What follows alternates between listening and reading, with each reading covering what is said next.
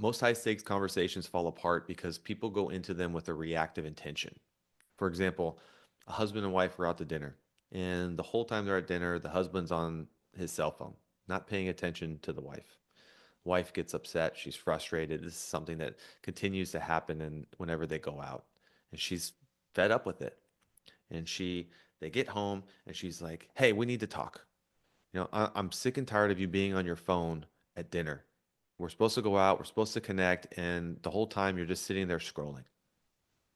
Now, is that a good intention or is that a reactive intention?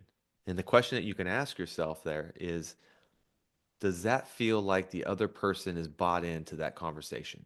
Does the other person feel like the outcome of this conversation is going to serve them as well? Or does it feel like the person that is initiating this conversation is just wanting to project their hurt on top of onto them? And it's clear what the answer to that is. And so, what's a better approach there? Well, before entering into that conversation, for one, we have to remove the charge of the reactivity. You're already upset, you're frustrated. Now is not the time to have that conversation. We have to remove that charge first, calm it down. And then we have to invite that person into the conversation in a way that opens them to it, where it feels like, oh, yeah, I want that outcome too.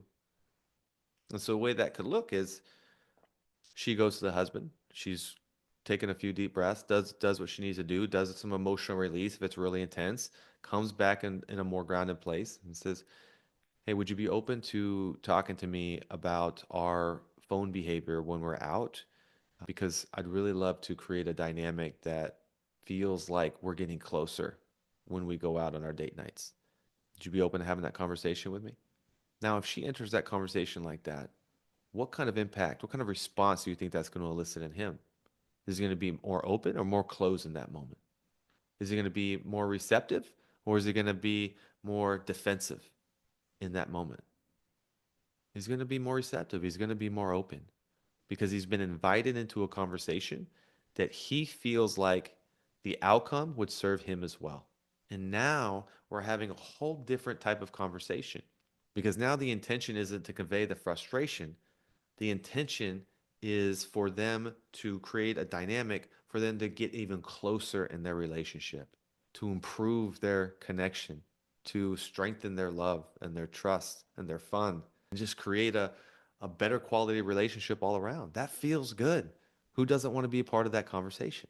Now, I know that sounds good in theory, and if all of a sudden you just made this radical shift in how you communicate in your relationship, and now you started to pre-frame and invite your partner into the conversation, they might not initially be open to it, especially if there's a history of reactive intentions in some of these conversations.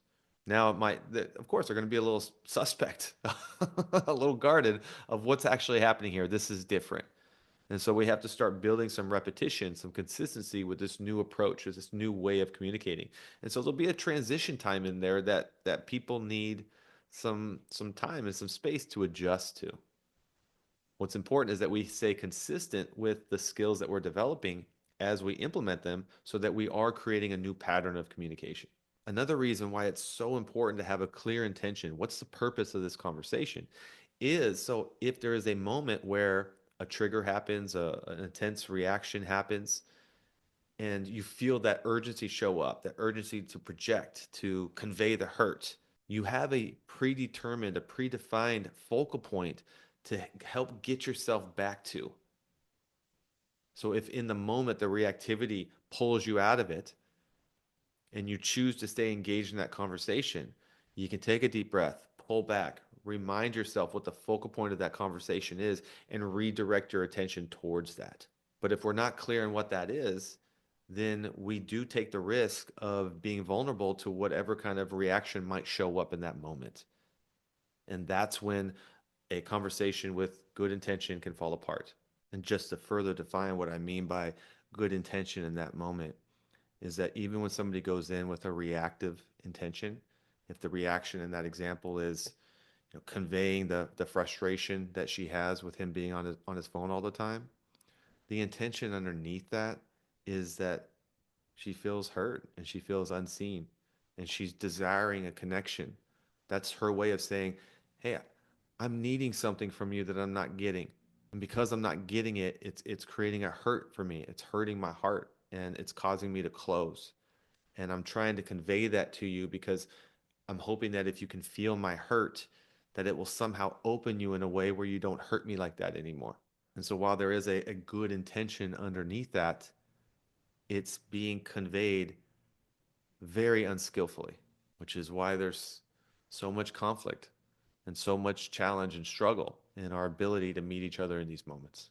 And so, right now, what I'd love for you to do is feel into what is an uncomfortable conversation that needs to be had in your life right now.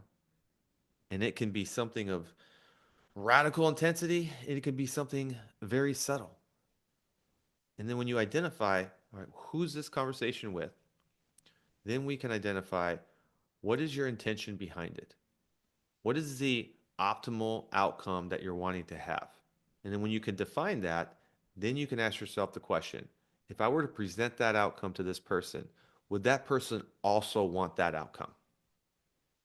And if not, then we have to redefine that intention until it's a yes from the other side.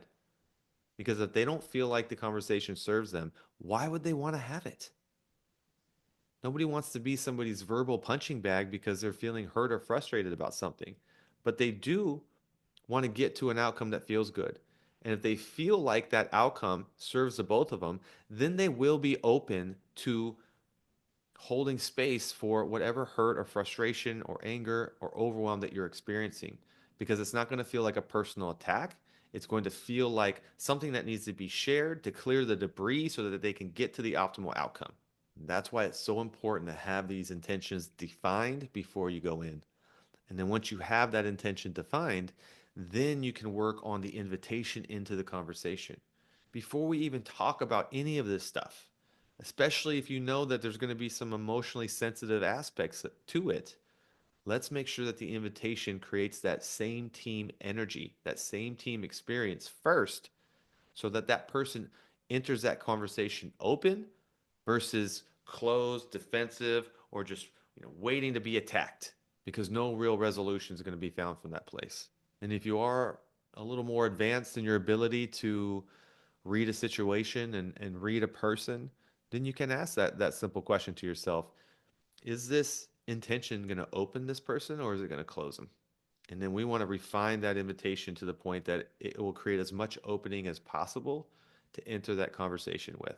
And that piece alone will allow for some of the messiness that will come as we continue to implement these skill sets around having these hard conversations. A proper opening, a proper invitation is a catalyst for a conversation going much better than it has in the past. And then once we create that opening, then we can talk about some additional skills that will show up as we start to navigate that conversation. And we'll talk about those as our conversation continues to evolve. And if you have any questions around any of this, if you need perspective on something, or you just want to share something that's happening, please feel free to leave a comment or send me a DM on Instagram at Arvin_Anderson. And I reply to all my messages as they come in because we're not here to walk this path alone. We're here to walk it together. And I'm here to walk it with you. Thanks for listening. I'll see you next time.